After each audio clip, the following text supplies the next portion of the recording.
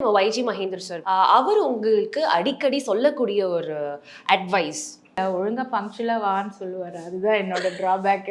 Time ரொம்ப important. S, எப்பவுமே லேட்டா தான் போவேன். நான் சீக்கிரமா வந்துட்டேன்னா நீயா வந்த அப்படின்ற மாதிரி கேட்பாரு. சார் நான் தான் சார் வந்தேன், என்னைக்கோ ஒரு நாள் தான் சார் லேட்டாக வரேன். நீ என்னைக்கோ ஒரு நாளா? எப்பவுமே 6 மணின்னா 6:10 எல்லாம் 6:15 தான் வருவேன் அப்படின்னு. அவ்வளோதானே சார், அதுக்கப்புறம் தாண்ட மாட்டேன் சார் அப்படின்னு அந்த மாதிரிலாம் கிண்டல் பண்ணுவார். சில சமயம் தியேட்டரில் ஐ மீன் எல்லாமே ஆன் ஆகி செகண்ட் பெல்லும் கொடுத்துருப்பாங்க, நான் பொட்டி தள்ளிட்டு ஓடுவேன் நான் பேக் ஸ்டேஜில்.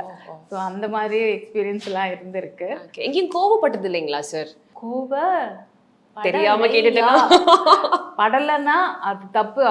அவரு வைஜி சார் இல்ல, அவர்கிட்ட நாங்கெல்லாம் திட்டு வாங்கலைன்னா எங்களுக்கு அது ஒரு மாதிரி இருக்கும். எங்களுக்கு என்னடா இன்னும் இன்னைக்கு திட்டவே இல்லை, ஏன் அவருக்கு ஏதாவது உடம்பு சரியில்லையா அந்த மாதிரி இருக்கும் எங்களுக்கு.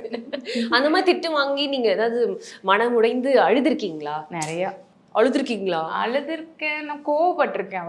அவர் மேலேயே கோவம் வந்துடும் எனக்கு. பேச மாட்டேன், மூஞ்சி தூக்கி வச்சுப்பேன். இந்த மாதிரிலாம் நடந்திருக்கு. நினைச்சு பார்க்கும் போதெல்லாம் அந்த ஒரு அது ஒரு காலம் அப்படின்ற மாதிரி உங்களுக்கு இருக்கும் இல்லையா? அது ஒரு காலம்லாம் இல்லை, இப்பதான் ஒரு உங்கள் பிரார்த்தனையை புனிதமாக்க வந்துவிட்டது தீபம் அகர்பத்திகள். ஒரு தெய்வீக அனுபவம்.